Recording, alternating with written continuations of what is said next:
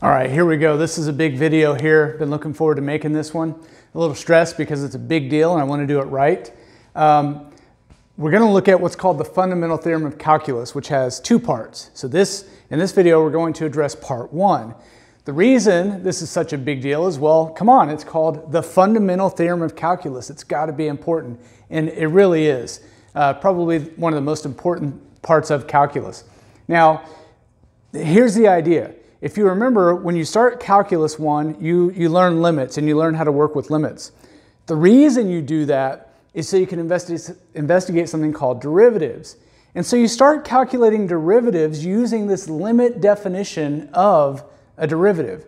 And boy, is that a pain. You've got to do this big limit with f of x plus h minus f of x all over h. It's a lot of work, a lot of algebra, all kinds of stuff.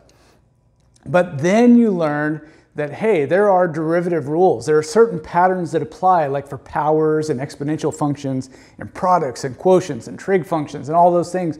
And that's really great to be able to differentiate those functions. So limits are the definitions of derivatives, but there are some rules for derivatives that make them much faster to do so you can avoid the limit.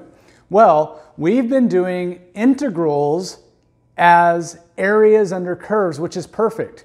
But how do you find that area without doing a limit of this infinite Riemann sum, right? That's what we're going to start exploring here. Learn some more advanced ways to find the values of definite integrals without doing any limits, okay? So that's what we're working towards here. Now, it's pretty technical, but it's fascinating stuff. It's really good mathematics. I hope you enjoy it. So what I'm going to do first is state the fundamental theorem of calculus, part one. And what it says is that if I take the derivative with respect to x of this integral from some constant a, doesn't matter what the constant is, but our variable x is going to be our upper limit of integration. So if I take the derivative of this integral that is in terms of x, of some function. Now, I can't use f of x because I'm using x up here, but we know that the independent variable doesn't matter. So let's use t for our temporary variable inside our integral. X is the variable when we're talking about this problem. So I'm differentiating this integral. The fundamental theorem of calculus part one says this. It's fascinating. It says that this just equals the little function f of x, okay? So there's a couple things going on. We're differentiating an integral. What the big picture is saying that the derivative will cancel the integral. The derivative will cancel the integral and give us back this function. Now, this t was a dummy variable, right? It was just a temporary variable. So the derivative of this function, which is a function of x, is going to give us a function of x. So the derivative of the integral will undo each other and give us back the function that's inside here. The derivative cancels the integral. So let's look at the conclusions we can make from this, the big conclusions. So number one is that derivatives undo integrals.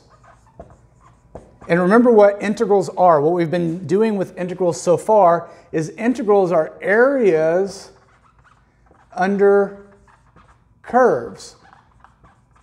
So the fascinating thing about this is, what in the world do derivatives have to do with areas? And that's what this theorem is going to start to explore for us. How can we find areas? Well, we're going to see that they have to do with derivatives, and we're very familiar with derivatives. So derivatives undo integrals. That's exactly what this is showing us. What are the implications of that, though? If derivatives undo integrals, then what that implies is that derivatives and integrals are inverses. They're inverses, okay? When one operation undoes the other, that's what we call inverses. Now here's the really great part. What is the inverse of a derivative? We've already seen it. What do you get if you inverse a derivative? You get an antiderivative. So now what we're seeing is, well, if derivatives are the inverses of integrals, and derivatives are the inverses of antiderivatives, then integrals and antiderivatives are in fact the same thing. So this is really the big deal. Integrals are antiderivatives. And that's what this theorem is all about right there. Integrals are antiderivatives. If you want to know the area under a curve, then you can calculate it by using an antiderivative. Okay? So that's what the theorem is telling us. This is the big thing about the theorem. But now I kind of want to walk you through how this is true. Okay? Some excellent mathematics to explore here.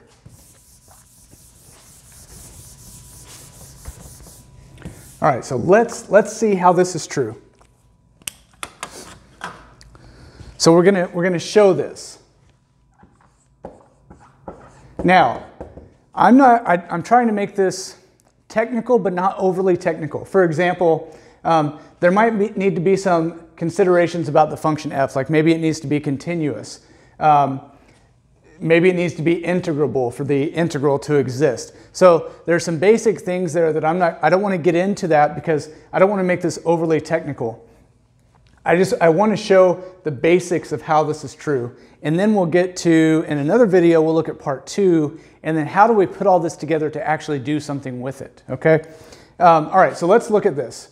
If I were to consider the derivative of this function, remember, when I say this function, I'm talking about the integral. I'm not talking about little f. I'm not doing the derivative of little f. I'm doing the derivative of this integral function, okay?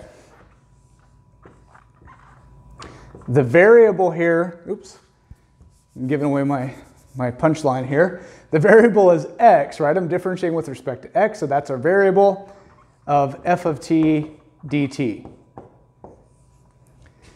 Now, we're going to go back now and look at the limit definition of a derivative to help us determine what this is. And hopefully, through a series of steps, we'll show that this derivative does actually equal the original function, thus showing that the derivative cancels the integral, and we get all those conclusions that we mentioned, okay?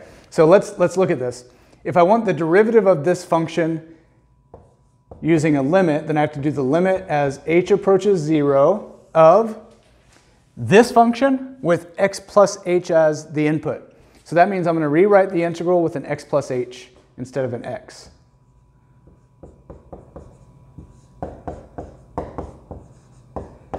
So that's the f of x plus h part of the limit definition of a derivative, minus this function with x as the input.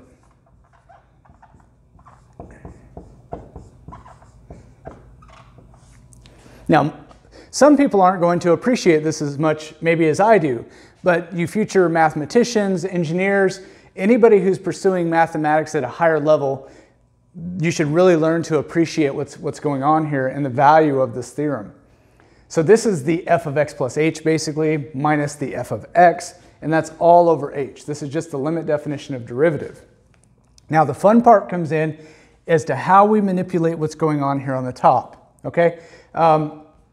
What I'd like to happen is I'd like to be able to put these integrals together. And to do that, I need to match lower and upper limits of integration, and we'll see how to do that. So the first thing I'm going to do is I'd like to match this a on the bottom, and I'd like to have this a on the top so that I can match those upper and lower limits. You'll see what property we're going to use shortly.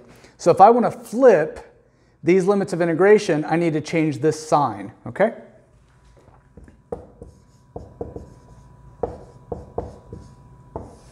So I've got my integral from a to x plus h of f of t dt, and it turns into a plus.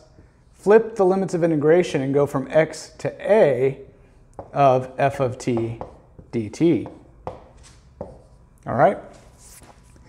Excellent. So now that I've got those to match, I need to join them together because they're added. So I'm going to rearrange them. I'm going to put this integral first and this integral second. So let's back up here. I want to leave this because this is the first step, and I want to show that this is my first step and f of x is going to be my last step. Therefore, these two things have to be equal. So now, all I'm doing is reversing these guys. So I'll have the limit. On top, I'll have the integral from x to a plus the integral from a to x plus h. And that's all over h, okay? Now, hopefully you see the value of all those integral manipulations, because now I'm going from x to a, and then I'm picking back up and going from a to x plus h. I can put these two integrals together now to get the limit of one integral from x to x plus h.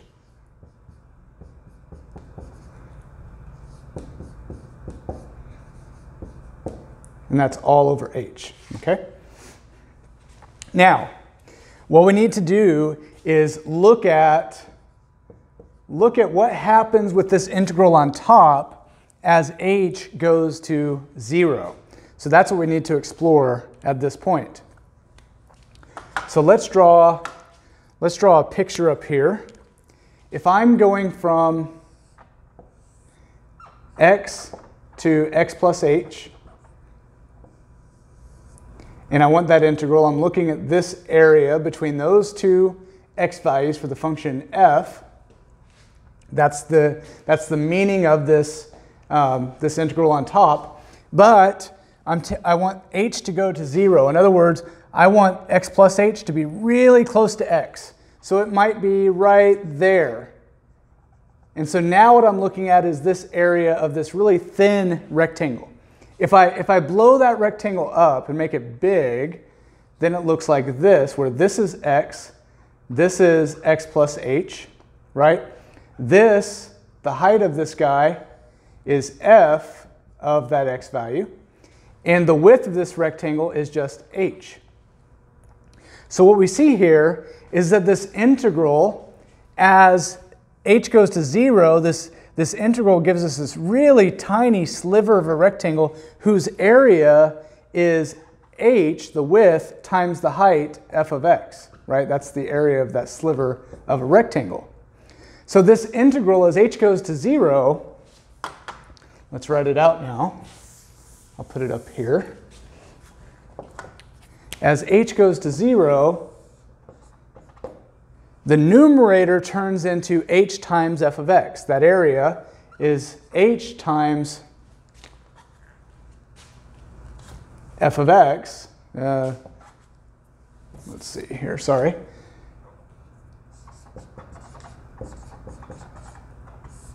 H times f of x over h. And now beautiful work happens. The h's cancel, so we just get f of x. And so what we've shown is the derivative of the integral, right? That's what we started with. We've shown that the derivative of the integral equals f of x. And we've established this really important relationship that says that the derivative of an integral will give you back the original function. And now we can do so many amazing things. We know that derivatives and integrals are inverses, which means that integrals have to be antiderivatives. And that's what we're going to look at in part 2 of the fundamental theorem of calculus.